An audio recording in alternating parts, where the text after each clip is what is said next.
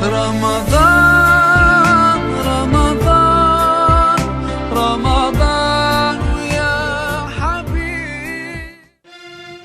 Bismillahirrahmanirrahim. Assalamualaikum warahmatullahi wabarakatuh.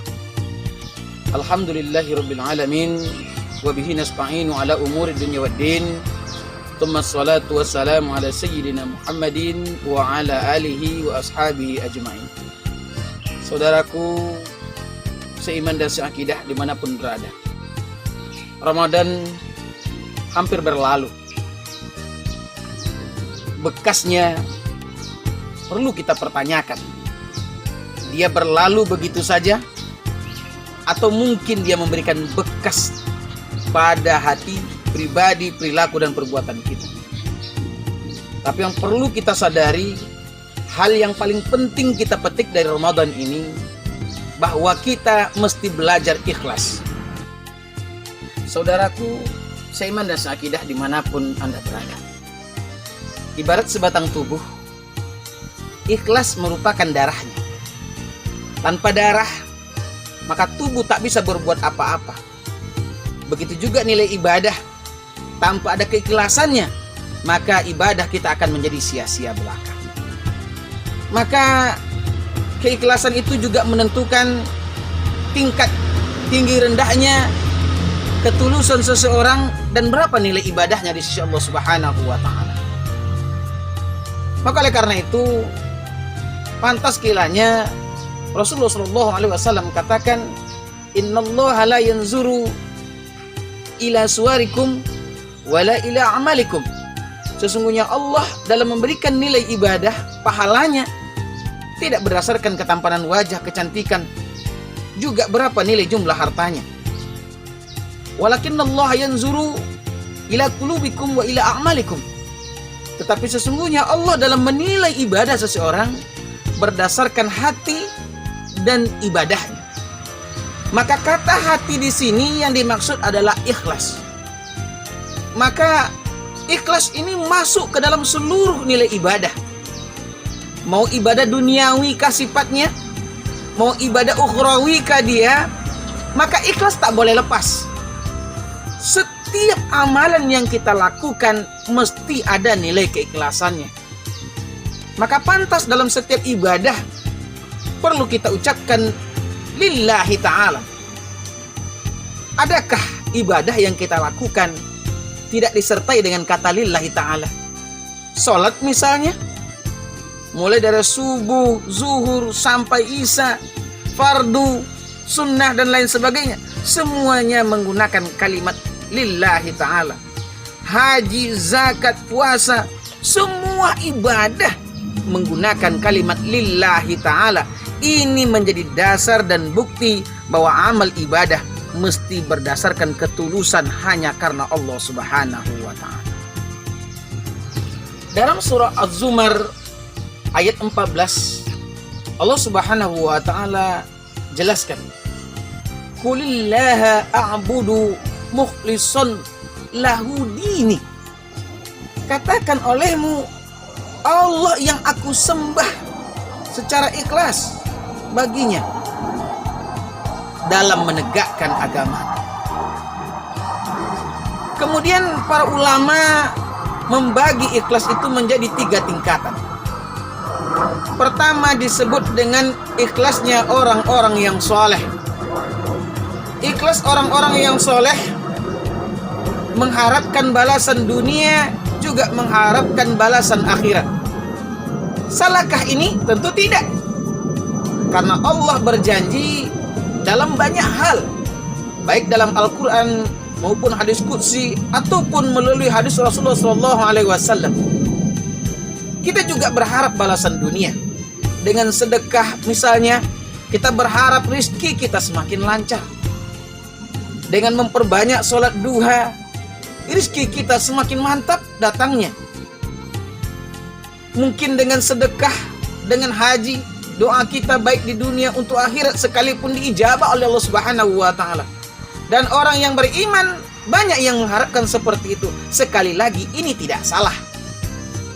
Tapi ini ada keikhlasan derajatnya orang-orang yang soleh, atau yang disebut dengan derajatnya ikhlas orang-orang syariat.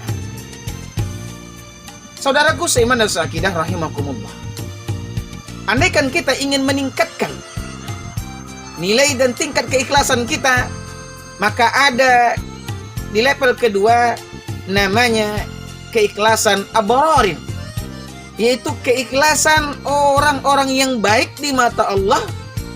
Dengan keikhlasannya itu, dengan amal ibadahnya, dia tak lagi berharap balasan dunia, karena dia yakin selama nyawa masih ada, soal rezeki adalah jaminan Allah.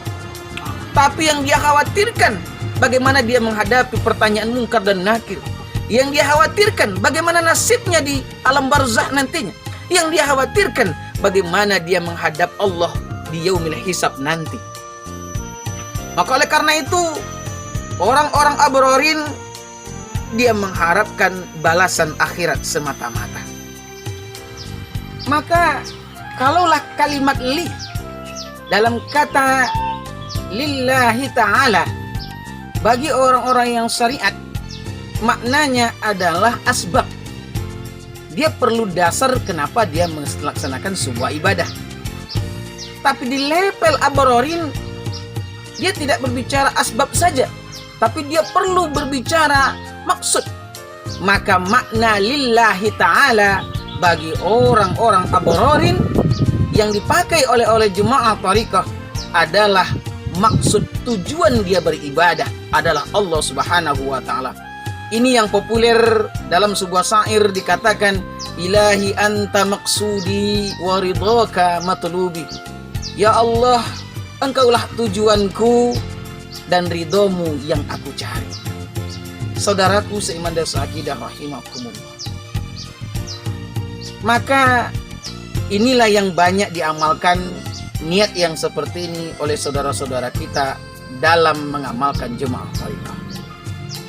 Kemudian ikhlas di level yang ketiga adalah levelnya orang-orang aqrabin, atau kita sebut dengan levelnya orang-orang hakikat. Maka di tingkat ini kata lillahi ta'ala bermakna tamlik.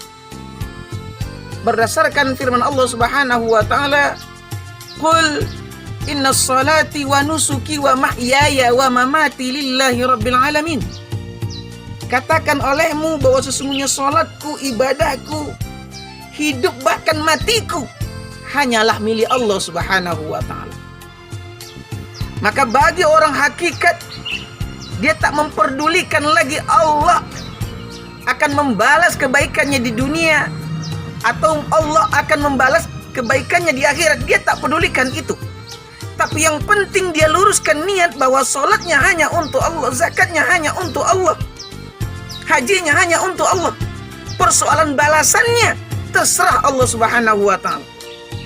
Andaikan dengan kebaikannya Allah masukkan dia kepada sorga, dia tak yakin kebaikannya tak cukup untuk mendapatkan sorga. Karena sesungguhnya sorga, nikmat akhirat, hanya bisa kita dapatkan dengan keampunan dan ridha Allah Subhanahu wa ta'ala.